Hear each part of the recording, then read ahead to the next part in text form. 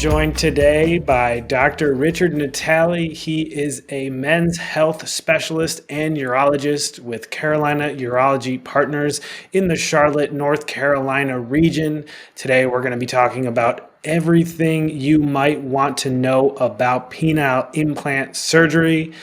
Dr. Natale, how are you doing today? I'm doing very well, Casey. How are you? I'm great. I'm ready to talk penile implant surgery in this Good. latest chat with you. Before I jump into that, just so our listeners can get a little bit of a feel for you and your personality, tell us who you are, what you do with men's health, and probably it might be hard for you, but I'm going to ask you to name the number one thing you love most about your job. All right, very good. Well, born and raised in Southern California, moved across the country for my medical training, which got me into University of Florida in Gainesville. Go Gators for anybody who's a Gator fan. Graduated my training program and moved up to North Carolina on a tip from some faculty members. Really have grown to love this area. I've been here now for over a decade. In terms of urology and men's health and, what kind of spurred my interest, certainly the field of urology is really diverse and very interesting.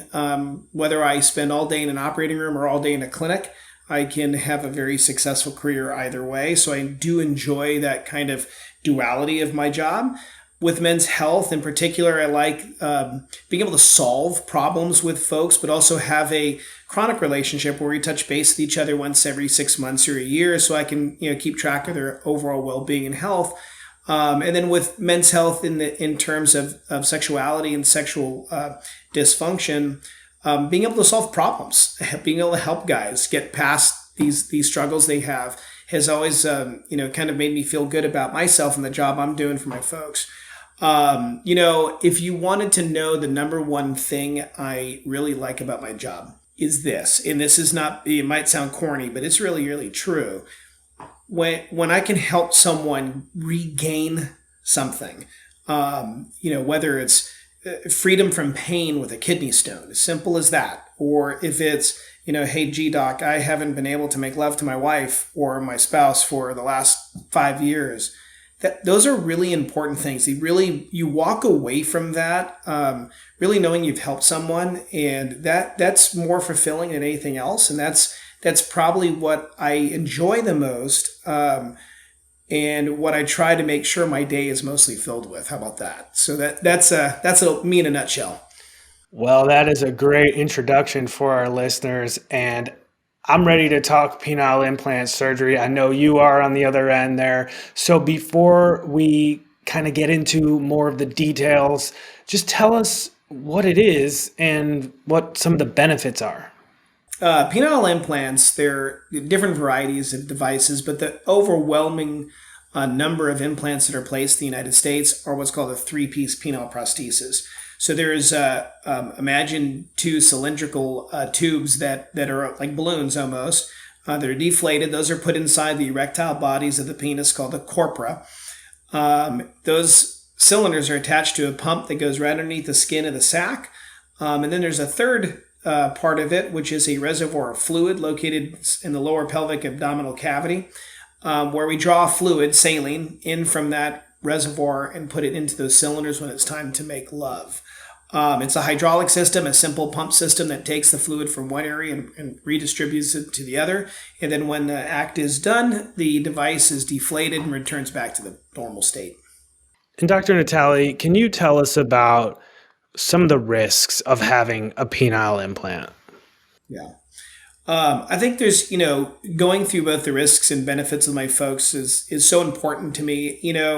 The benefits of implants, I think, are pretty neat. Rigidity, reliability, reproducibility, believe it or not, spontaneity. So those are very, very important things. So we have an erection when we need it, kind of for as long as we need it, and we can rely that it's going to work that same way. With that being said, are there complications or risks that we worry about? And the answer is, of course, any sort of surgical procedure, no matter how minor, still comes with some certain risks. And that would really include things like infection. That's probably the one we worry about the most as surgeons, and work very diligently to prevent. The risk of an implant infection really runs less than about 2%. It's a little bit higher risk in patients who are diabetics, particularly if they're not well controlled. Even in spinal cord injury patients, we've also seen data that suggests they have a bit of a higher risk of infection. So we really try to do our hardest. We work our hardest at preventing those with certain techniques during the operation, and of course the use of antibiotics before and afterwards. So that's really the primary thing I worry about. I think the only other thing that I kind of spend time discussing with my patients, although we go over any of the risks, but the other thing I really address is the kind of dissatisfaction with the implant. There have been studies that suggest that the satisfaction rate, both for the patient and the partner, is a minimum of 92 to 95%. So people are very happy with their device, but there is a group of folks, around about a 5% number or less, that aren't satisfied. Whether it's difficulties using the device themselves, discomfort that they have on a chronic basis, those are the folks that do have some chagrin with it. But the reality is those are a small number of people compared to the number of folks that we help. I want to know if this is an outpatient procedure. And also, while we're at it, why don't you just describe what an outpatient procedure is versus the alternative? You got it. So starting off with the question if it's outpatient, that's kind of a variable thing for some men, for some urologists, excuse me. Some guys, for example, myself, I might keep you overnight almost for a practical reason, more so than anything else. I do use a drain, for example, to drain any excess blood from the surgical site overnight. Sending you home with one and having to come back is somewhat of a pain for some of my patients. So keeping you overnight is perfectly okay with me. With that being said, because it's a minimally invasive procedure, a small incision either on the top side of the penis, kind of in the lower pubic area, or on the scrotal sac, depending on circumstances, small minimally invasive procedure, you really could go home that same day, and that's what makes it an outpatient procedure.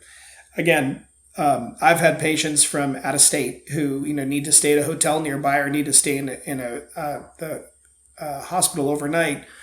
We accommodate whatever your needs are, just as much as I had guys who look at me and say, "Over my dead body, I'm not staying." I'm like, all right, well, we'll discharge you after surgery.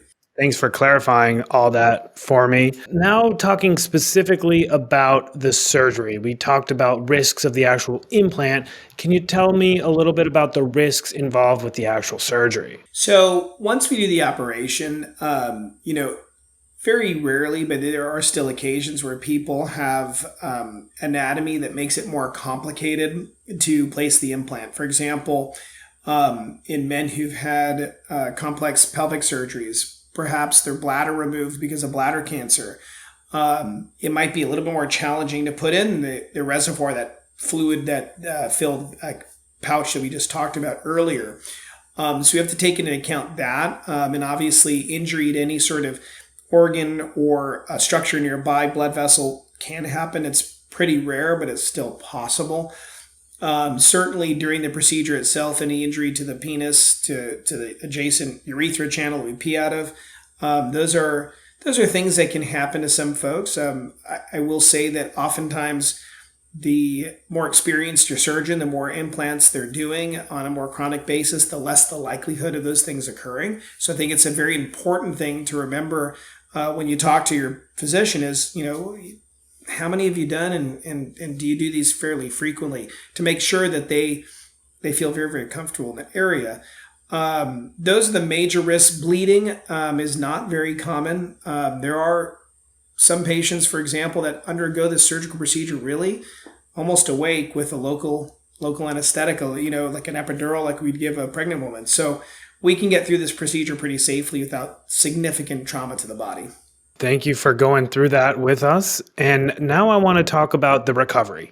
In general terms, can you take us through what the recovery is like after penile implant surgery? You got it. I think that for my patients, I always kind of give them the warning that about a 2-week period of time that I want you to just take it easy. I don't want you laying in bed with your feet up, but I also don't want you hitting the gym again. It's really somewhere in between that. So no real heavy lifting, more than 25 pounds, no real significant physical activity. You can drive as soon as you feel comfortable with stomping on the brakes, and you shouldn't be taking any pain medications. But you get back to a lot of your normal activities pretty quickly after this operation. In my practice, I see patients back usually in the 2 week time frame. So once I've seen them, depending on how they're healing, we'll kind of release them more to normal activity. Now that's sort of the general discussion about the restrictions. The only one restriction that is one that lasts for a bit is no using the device. So particularly no sexual intercourse, usually for about 6 to sometimes 8 weeks. If we can early on, I have patients get to learn the device and kind of get familiar with the pump in the beginning and do little exercises like that. But for the most part, it's kind of, let it be until I see you back and teach you how to use it. All right. And does a man need a follow-up visit after surgery? Is it back to see you a lot? How does that work? Yeah, so I usually, we'll do the 2 week post-op visit, wait about another month, and we'll do the training together. And then I usually put patients on exercise protocol for the first 3 to 4 months, having them pump the implant twice a day and leaving it inflated for about 15 minutes at a time. And then I see them back in about 4 months and just check to make sure they're feeling good with the implant, that all of the healing has finally taken place, that they don't have any other questions. Then after that, I might see them once again in a year. Following that next year visit, for the most part, my guys, I tell them, find me when you need me, unless they have other chronic issues. So there is definitely follow up a little bit closer to the beginning, but then we stretch it out and go on to an as needed when I know that they've healed well. Ladies and gentlemen, you have been listening to Dr. Richard Natale. He is a urologist and men's health specialist with Carolina Urology Partners in the Charlotte, North Carolina region. We've been discussing what to know about penile implant surgery, and I'm going to give Dr. Natale the final word here before we close out. Dr. Natale, is there anything else valuable you think we should touch on before we end today's interview? Well, I'll tell you what. I'm going to tell you a quick story. When I remember this story to share this with my patients, and I'm sure my son, if he ever comes across this video, will get upset at me. Years and years ago, he was maybe 3 or 4 years old. My son was in the doctor's office with my wife, and he went to the bathroom, the pediatrician's office. They have one in the lobby, and he comes back out and is kind of swiping at his groin and walks up to his mother and says, "Mommy, it's standing up and it won't go down." And I tell that story because when we think about what sexuality means to us, and we recognize as men, it's not all about having sex, but when we lose that function, when we lose that ability we've had since we're like yay big, it really is challenging to us. And so when I do counsel my patients on deciding on implant surgery, for example, I really use that story as the kind of crux of it all to say, this is something that if we can restore it and get you better, maybe it is worth the sacrifices that you're making, the time we'll take off from work or the recovery, all the rest to get you back to where you're at. So I think it's an important lesson to keep in mind and to remember that, okay, these things have happened to us, we're having a trouble, but there are ways to fix it and we can work together to get it done.